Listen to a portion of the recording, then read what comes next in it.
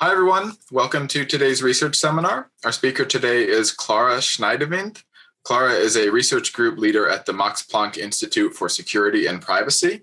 In her research, Clara aims to develop solutions for the meaningful, secure, resource-saving, and privacy-preserving usage of blockchain technologies. A main objective of her work is to back all these solutions with strong theoretical foundations in order to ensure the high degree of reliability demanded in the presence of monetary incentives. To this end, she leverages techniques from program analysis, protocol verification, and cryptography. Her talk today, as you can see, is titled The Good, the Bad, and the Ugly, Pitfalls and Best Practices in Automated Sound Static Analysis of Ethereum Smart Contracts. Clara, thank you so much for taking the time to be here. I'll turn it over to you. Thank you so much for the introduction. So let me directly get started. So actually, I was particularly happy when I got asked to talk about this specific paper, because this is kind of a bit of the story of my PhD, which I just recently finished. And I will tell you a bit more about why this is the case. But first, I want to start with a bit of a motivation. So, why do we want to do this static analysis of Ethereum smart contracts? And I guess most of you are very familiar with these overall problems that smart contracts have. So in particular for smart contract security, we always love to use this motivating example of the DAO hack, which happened in 2016, and where in total something around 60 million of US dollars worth of Ether were stolen. And what happened there was that really the issue was that there was this buggy smart contract, the DAO, which allowed for some functionality for investing, and then promised that these investments can be withdrawn later. And what happened then was that people invested into that, and then it was actually possible that an attacker could create an own smart contract, and leveraging the smart contract, he could first make money, retrieve this money back, and do this process all over and over again, and in this way steal the money from the honest participants of the contract. And actually, these kind of issues keep on happening over and over again. So the question is, of course, how can these kind of issues be prevented in the first place? And from the research point of view, one answer to that would be using static program analyzers. These kind of tools we know from normal programs and the smart contracts. And ideally, what we'd like to have is that we would like to have a black box tool where we can just input our smart contract, where we can input a specification of some form of problematic behavior or some form of security guarantee that we want to have satisfied.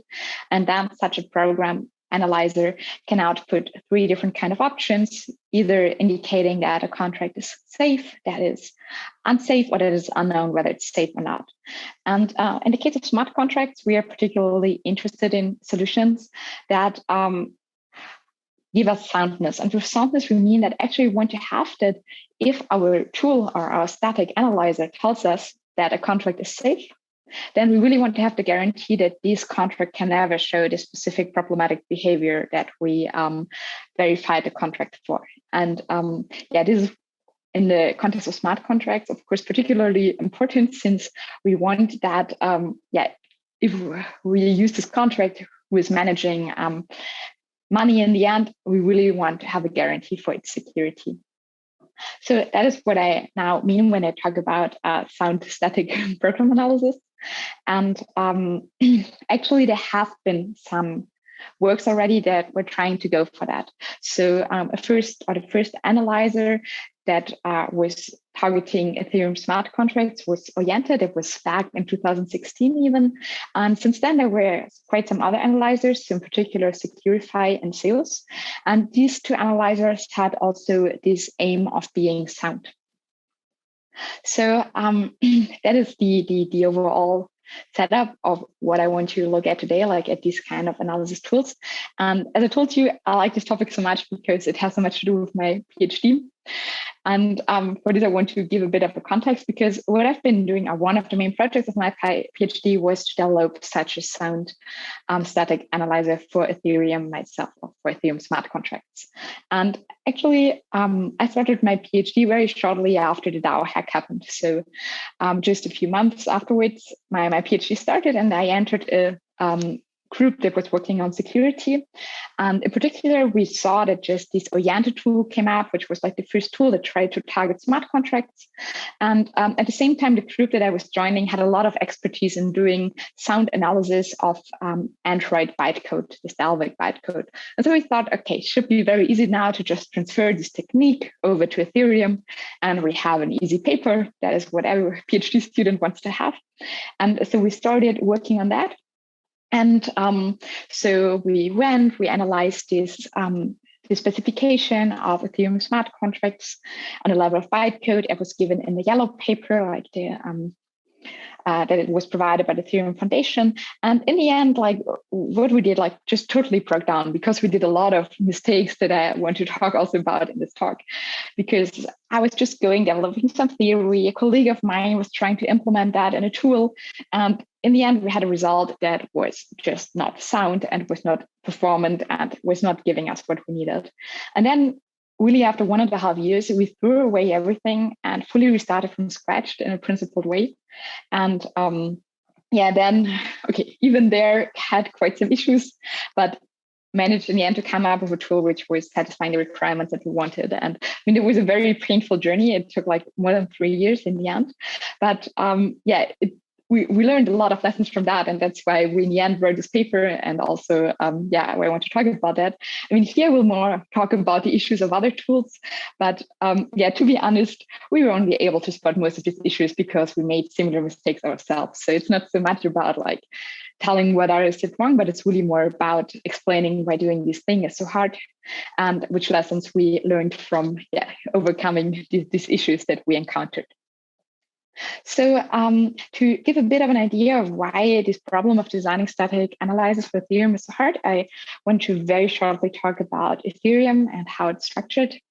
I guess most of you are roughly familiar with cryptocurrencies and maybe also Ethereum. So, in Ethereum, we just have this, so it's an account-based cryptocurrency. This means that the global state that is maintained with the help of the blockchain is just consisting of different types of accounts. In particular, one is having user accounts and one is having contract accounts. So smart contracts are really entities in the systems. And now the thing is that these entities of the system can interact with each other. So in particular, this means that users can interact with smart contracts. Users can create smart contracts. And smart contracts can also then again interact with smart contracts if their code is specifying this behavior. So this is also what happened with the DAO. So I have here a little picture of the DAO in this cloud. But I will also talk about this concrete attack in a second again. What is interesting and what is very important for the design of a static analysis tool is to consider what is actually the programming language that is used for specifying smart contracts. And this is on the lowest level, this EVM bytecode. And this is a low-level bytecode language. It looks a bit like a form of assembly.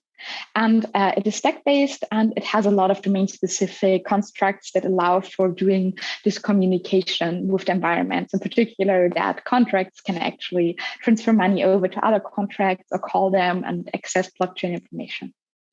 So, but in practice, of course, no one is writing smart contracts in this EVM bytecode, but in high-level languages, in particular in Solidity, and then everything in the end is just getting compiled down into the EVM bytecode.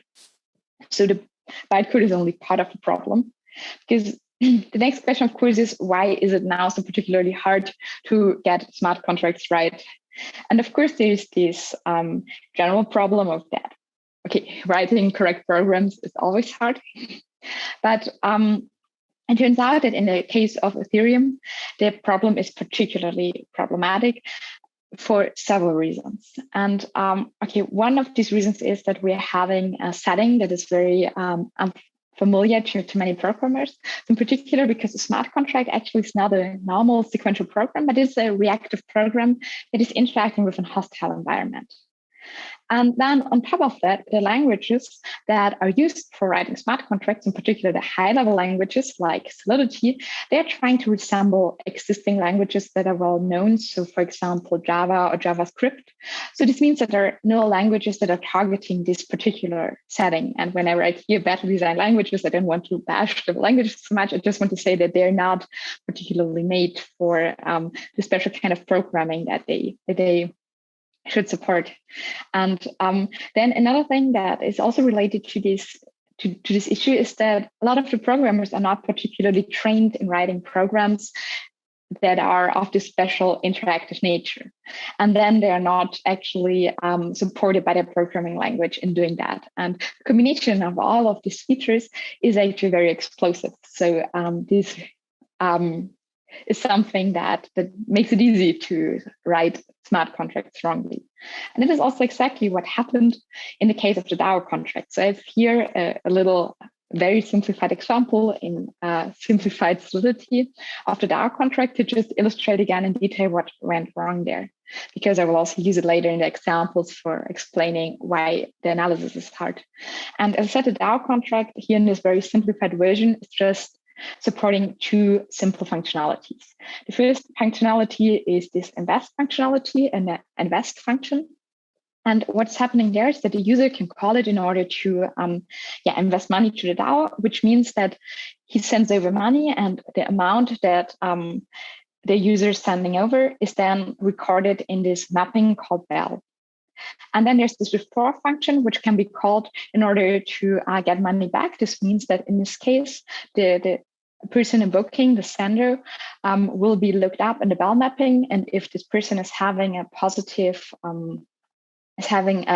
balance, and this balance will be sent over again with this call construct that is shown there. With a.call.value will transfer the value that was recorded back. So now it was possible to actually exploit this contract by creating another smart contract, this Mallory contract, which just first invested a small amount of money. This amount of money got recorded in the mapping. Then it called the withdraw function. And this function would check whether the person, in this case, the Mallory contract, donated or invested money before.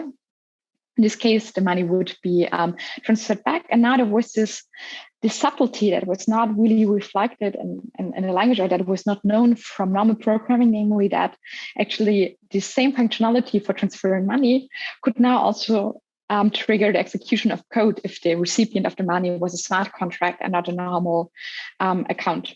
And in this case, now actually this piece of code that was invoked, which is in this fallback function at the bottom, would just re-trigger an invocation of the withdraw function.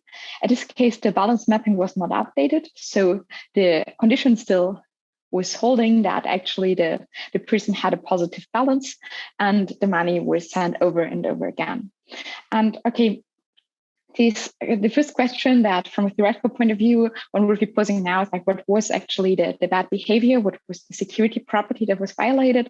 And one way of formulating is that one could say, okay, actually it's normally a bad behavior that a contract is doing something meaningful in case that it is getting re-entered. Because usually we don't have, or re-entering is something that should not happen. And so for sure, money should not spend funds there. And so one way of formulating is saying like, okay, actually we want that if a contract is getting re-entered, it should not call out of contracts. Now, this is just for giving one example of how one could reason about behavior that can characterize a safe contract. So the question now is, what are actually the main challenges when designing a static analysis tool for such a smart contract language? And I mean, the general challenge in this applies to all sound static analyzers, not only for the case of Ethereum, is that for getting soundness, one needs to model all possible behaviors. Now, it's only the case that in the case of Ethereum that is particularly difficult. And this is, first of all, because of this unknown environment behavior. As I said, one needs to model the behavior of a contract in the end in a potentially hostile environment.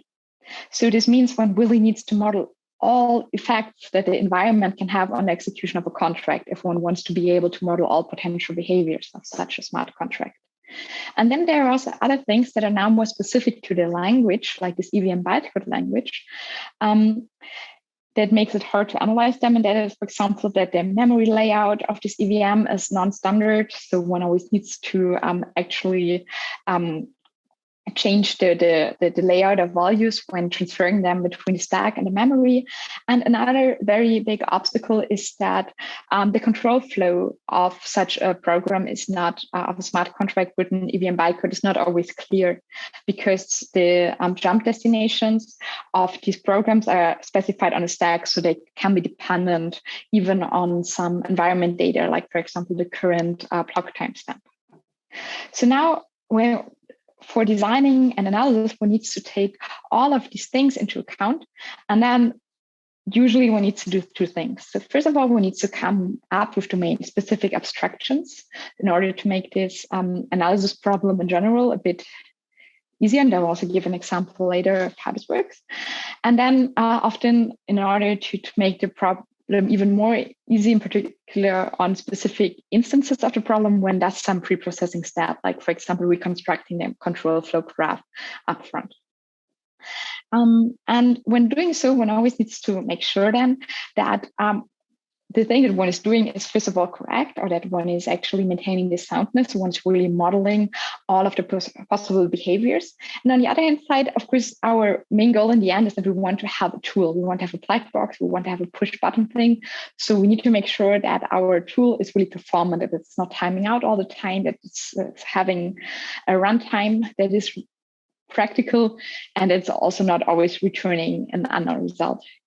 And so this means that actually one needs to go through a cyclic process of refining all of the steps all over and over again. And this would mean in practice that in the worst case, one needs to redo all of the proofs for soundness and all of the implementation of the tool in each of these iteration cycles. So as I already told you, this is a process that is difficult. It is also very error prone, and now I want to check on what actually went wrong in the past with that.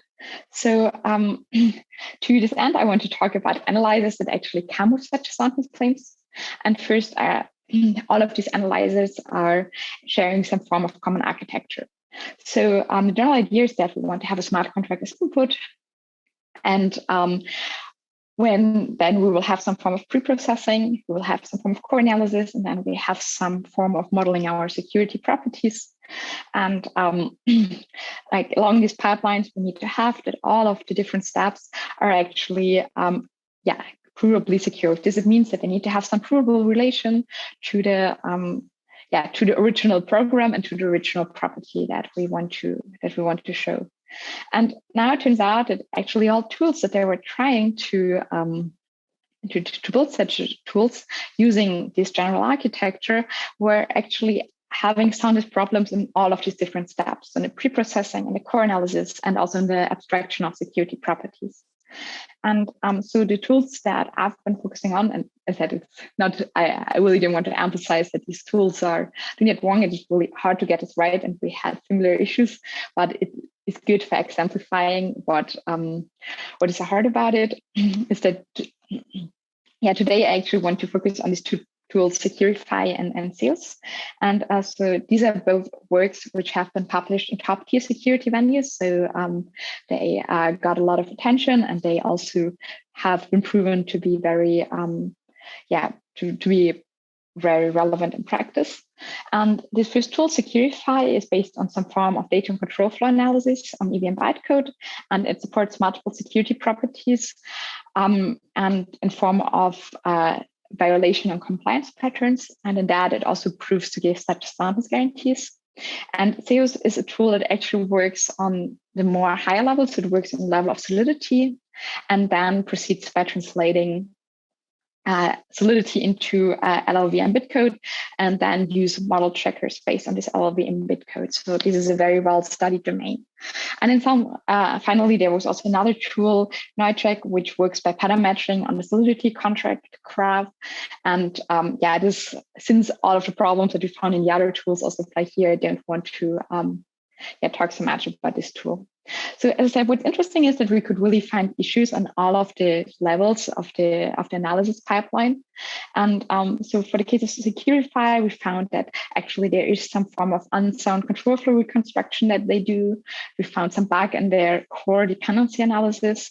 And also we were investigating how these patterns that they use for approximating the properties, whether they are having some provable relation, and found that this is also not the case. In the case of Zeus, we found that like their preprocessing was not sound in the sense that the semantics of their contracts changed when they did this translation to this LLVM bitcode. We found that the modeling of the reentrant execution was unsound, sorry.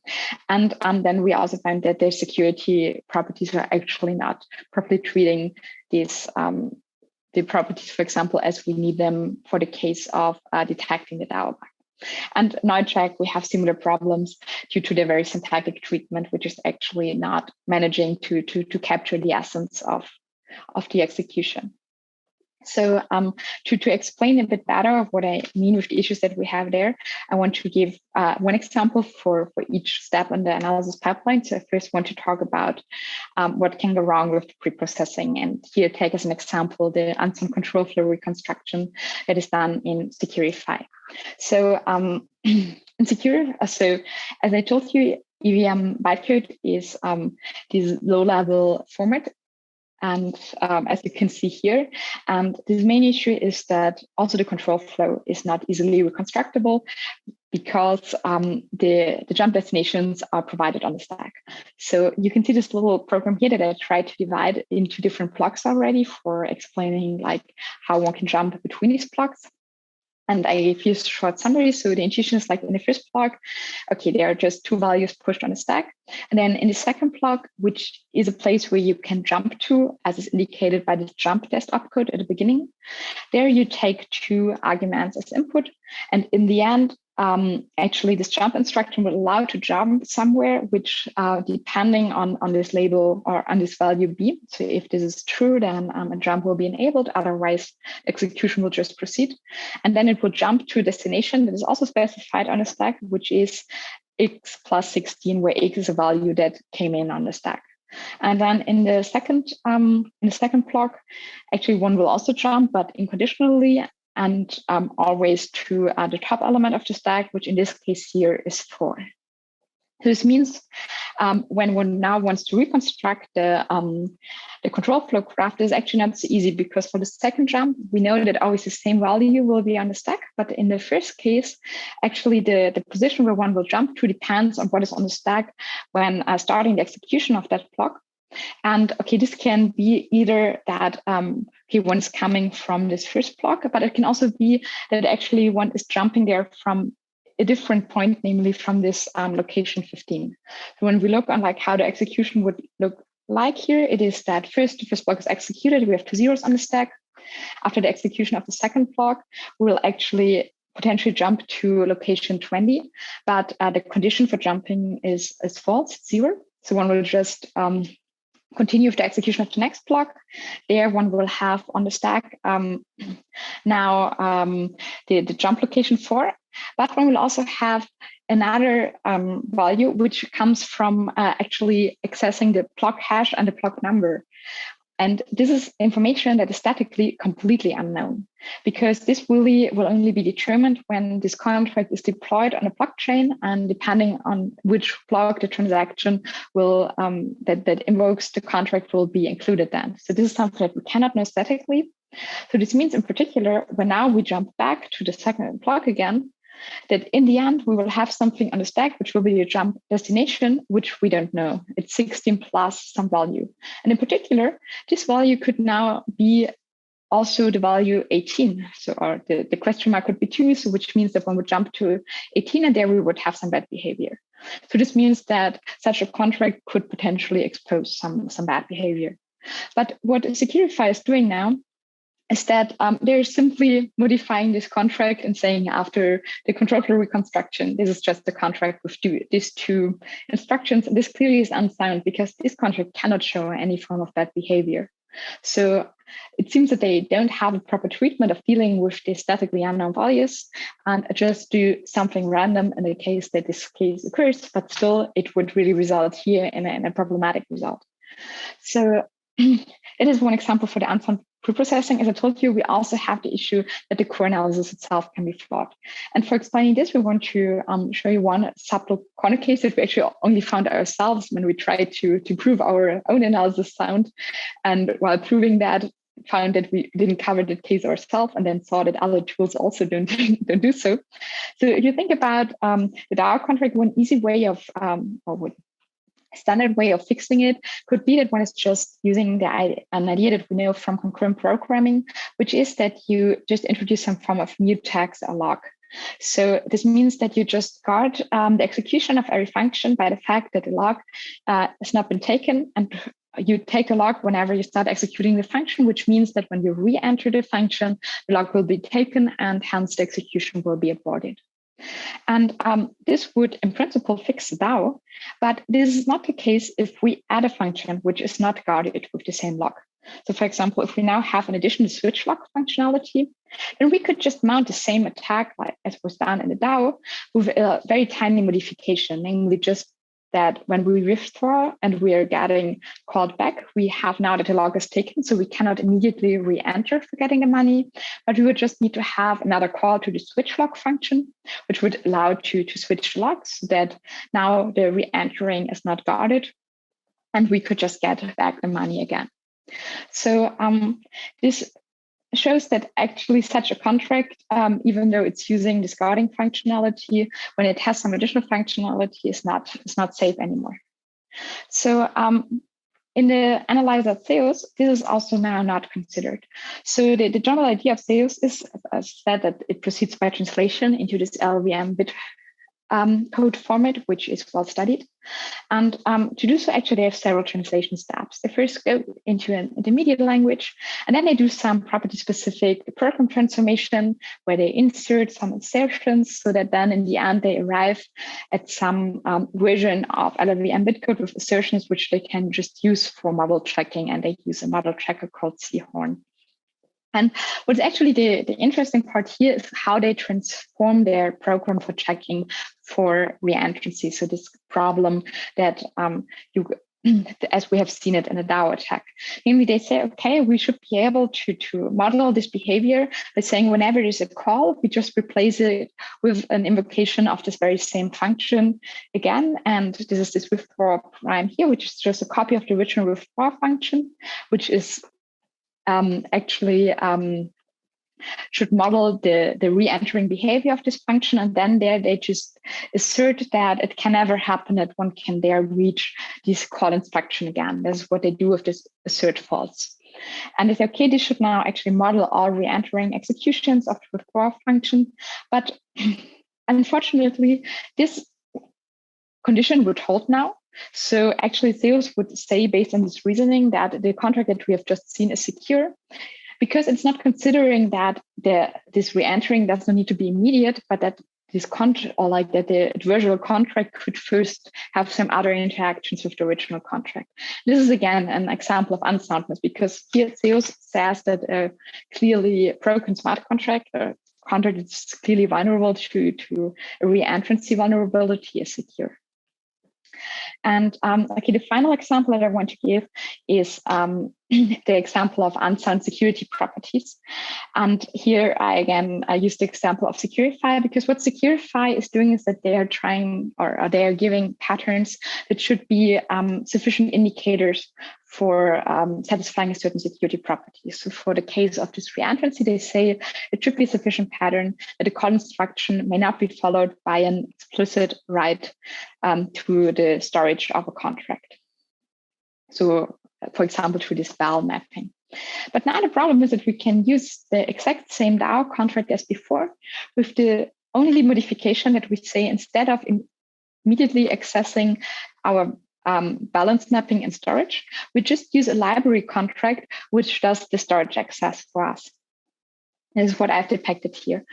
Because what is happening then is that when we look on a bytecode level, actually a library call will be translated into a delegate call instruction.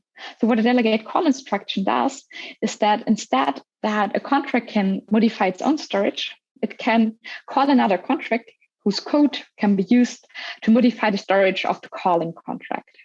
And in this way, you can actually modify the contract, the storage of a contract without using a single storage instruction.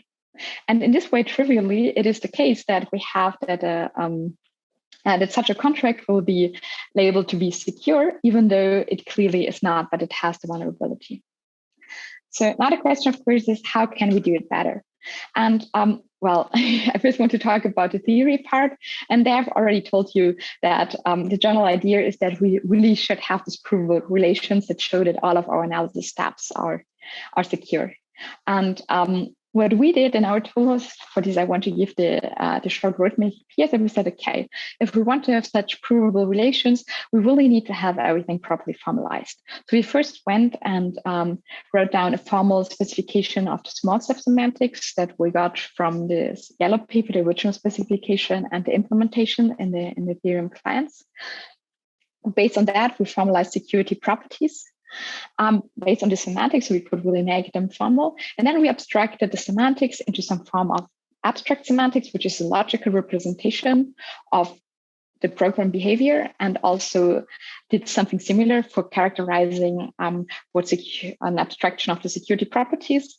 And then the good thing is that having one such logical specification, one can use off-the-shelf logical solvers, the called SMP solvers like Z3, for then checking whether the semantics of a particular contract actually satisfies one of these properties.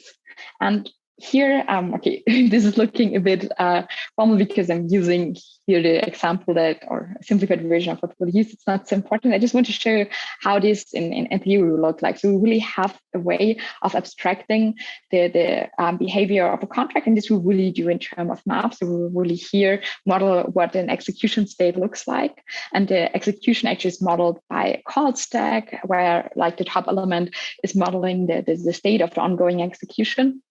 And here we then need to model all of the parts of the system. So we need to model like the global state, which is the right part, the green part, but we also need to model how the stack of the current execution looks like. And then we abstract all of these into logical predicates like here. And in this course, we are omitting some of the components. So in order to simplify the problem, so the details here are really not so important. I just want to give the very rough idea. So we just keep some of the information, we omit some of the information, and make sure that what we have is representing parts of the state that we want to reason about in the end. And then we need to go and have our small step semantics really defined as logical rules that describe how one execution state of a smart contract evolves into another one. This can look like the rule here. As I said, like the details are not so important, but the interesting thing is that we model this then in a logical rule, as you can see here. So this is like a simple logical implication, the end, which is actually describing the effect of the execution on these parts of the state that we model in our abstraction. And what we will prove then in the end is that this abstraction is sound. And soundness there means that we use or we start from this modeling of our concrete semantics, where we're having our concrete execution configurations. And so this means that an execution of a program can really be seen as a sequence of these concrete configurations. And we show that all of them can be mimicked by an abstract execution. And for this, we use a formal framework that's called abstract interpretation. And using that, one can define an abstraction function, that's this alpha here, that maps a concrete configuration into its most precise abstraction, which is then an abstract configuration that very closely reflects the original concrete configuration. And an abstract configuration is really just a set of these predicate applications, like these logical things that you've seen before. So the abstract, I would call this horn clause semantics, because these logical implications are called horn clauses. This horn clause semantics describes how an abstract configuration can, by logical deduction, evolve into another abstract configurations. And in this process, abstract configuration can lose precision. And to express this, we have some form of order among these abstract configurations. And in the end, for proving soundness, it's just important to show that for every sequence of concrete execution steps, one can also find a sequence of abstract execution steps where precision with respect to this concrete execution is at most lost. So we can say that we want that each abstract execution ends up in an abstract configuration that is at least as abstract as the most precise abstraction of the corresponding concrete configuration. So this sounds a bit abstract, but like the important thing in the end is that this relation allows us that when we can exclude some abstract, some problematic behavior in abstract executions, that from this we can conclude that we will have no such problematic behavior in a concrete execution. So this was just giving a bit of an idea of how one can really do this logical proofs for showing that an analysis is in the end sound. And we did similar things for the preprocessing. So we also proved actually that we have a control flow reconstruction that is sound.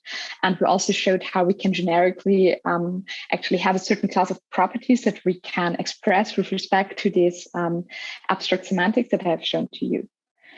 And okay, the question of course now is how does this look like in practice? And so on the one hand side, we are having this wonderful math where we are having our soundness proof in the end, who is reasoning about this formal specification there.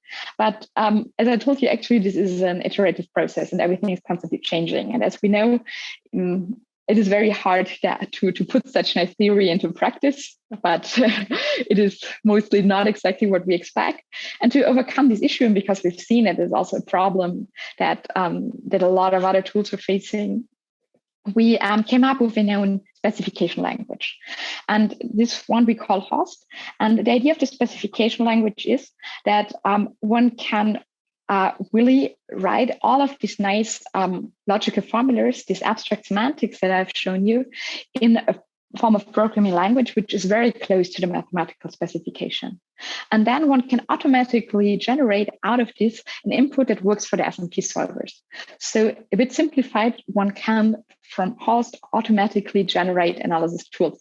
And in this way, make this process way more reliable and also way faster, because not each time that one is coming up with some new abstraction, one needs to fully reprogram the tool. And that's exactly what we did in our own tool, which is called Ito. Which is now leveraging HOST in order to have in order to implement such a sound static analysis tool. So we have as input this our specification, which is written in this high-level language, which for this reason is very human readable and also modular and makes specification of the logical part easy. And then we have the soundness proof that is connected to this logical level. And from this, we automatically generate our tool, and we get the soundness guarantee from the fact that we have proven soundness on a theoretical representation. And of course, we still need to make sure, since we're having the tool generator in the middle, that first of all, the tool generator is probably tested. And then, of course, also that just as a sanity check, that the resulting tool is satisfying the soundness guarantees really in practice, and that it's still a performant tool. And what is very nice is that in the case of Ether, thanks to this high-level abstraction, we can actually even automatically generate some form of tests for the soundness. So this is because we have some specification or some tests for Ethereum bytecode from the test suite of Ethereum, and we can, with our framework, automatically turn these tests into soundness tests for our tool. And this is also what, in the end, we managed to achieve with Ether, is that we're with that really having a tool that is actually capable of supporting interesting properties that we can encode with that. So in particular, for example, the single entrancy property that we would need for ruling out a DAO attack, but also general functional properties that can be encoded. And then we have this automated soundness and precision tests that we can derive from the official test suite. And then, of course, we also checked how our tool really performs in real-world smart contracts. And for getting a proper idea of how good Ether is, we actually compared it to the Steos tool that I already showed you, which so far was the state of the art, in particular when it came to performance.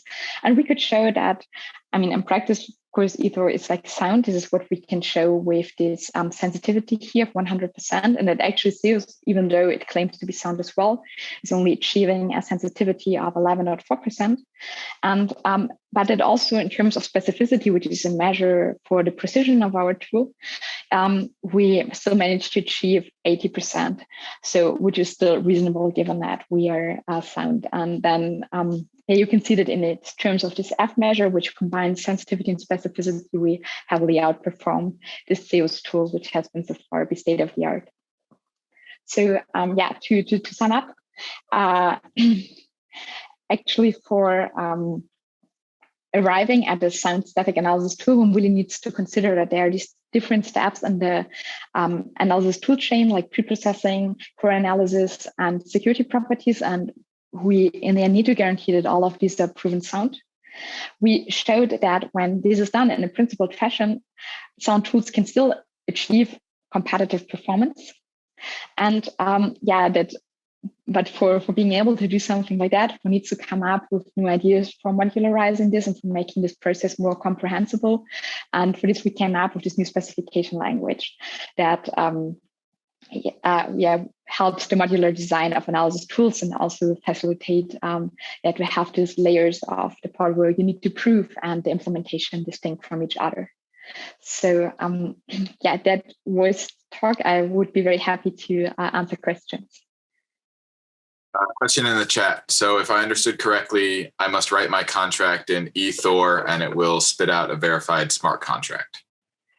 Well, I mean, the problem is more that the problem is that one still needs to specify what a contract should do. So what the tool allows is that you could take a smart contract that you wrote in maybe, let's say, Solidity, and then you can just compile it with the standard Solidity compiler into EVM bytecode.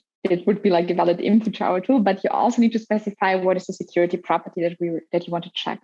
And we have, there's some generic security properties, for example, these single entrancy. So what we would say is something that excludes the DAO attack and like this class of reentrancy attacks. And then like Ether spits you out a verified smart contract in the sense that when Ether tells you, this contract is satisfying the single entrancy property, which we already have pre-coded for you, then the contract is having the security property. But of course, it can be depending on what your contract should do, that even though it's not having a reentrancy vulnerability, that is very faulty in other ways and could be exploited by just having a wrong behavior according to what it actually should do. And we are also supporting that you can write like your own specifications, but that of course then requires again more expertise in a sense that because we're working on bytecode at the moment, you still need to write your specification on a level of bytecode. So you will need you need to know your contract very well. Let me put it like that for defining what it means on the level of bytecode. But then you could also do the same. But still, of course, it is only then Ether is only as good as a specification. So if you missed some points in the specification, then it can still be that your contract is vulnerable to something that you didn't specify. How hard is it to write the specs? You're saying it's on bytecode, so it may be easy to write invalid specs or quote unquote too dumb specs.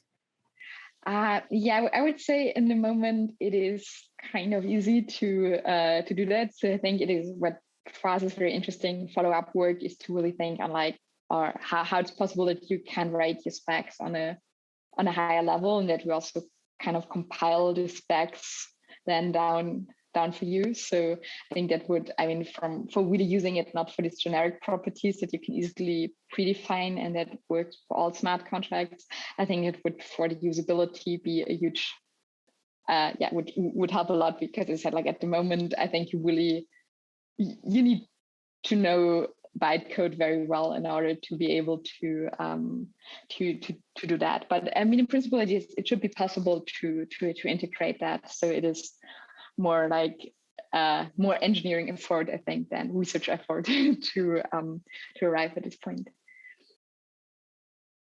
Question about how scalable this tool would be. I mean, now in practice, I mean, we, as I said, we compared it on with sales on these real world contracts, and there it performed pretty well. Even though I must say that the benchmark wasn't that great, like in the sense of they were real world contracts, but also the real world contract that we find at a blockchain, or at least that one also found at a blockchain at this point, there were a lot of duplicates among them. There were, and we deduplicated it, of course, but still, like in the end, we had a set of like around 700 contracts without duplicates, and a lot of them were not so particularly challenging in the sense that they hit corner cases that would make it very hard to go there. So I think there's a lot of work, and we have a lot of ideas on how to make the analyzer more performant. So in particular for big smart contracts, of course, it's a bit of an issue that it might take very long. And there's always the question, and I mean, this is also something that's always very interesting for us, like how long would like a smart contract developer be fine to wait for his contract being verified? So is it okay if we tell you, like, okay, press the button, and if like tomorrow in the morning you have the result, would you still be fine with that? Or is that something that is totally out of scope for developers, for example? So at the moment, this could happen when you have a long contract, if you just have very long running times.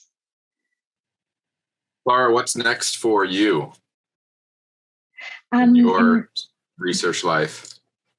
Yeah, I mean, on the one hand side, we're still working on a bit on this analysis, because of course now we are waiting for eWASM to come up. So we also want to be able to analyze smart contracts in eWASM, but we are actually already on that, and making the tool also better. On another line of research, I'm actually not, I mean, as you know, one has already said, sometimes one cannot really see anymore the things that one has been doing throughout the PhD. So I'm also interested in things that are a bit different, but still in the blockchain domain. So I'm at the moment very interested in actually off-chain smart contracts. So basically building smart contracts on top of payment channels, and doing some automatic compilation from some high-level languages into actually distributed protocols based on payment channels. And that is something that which is different, like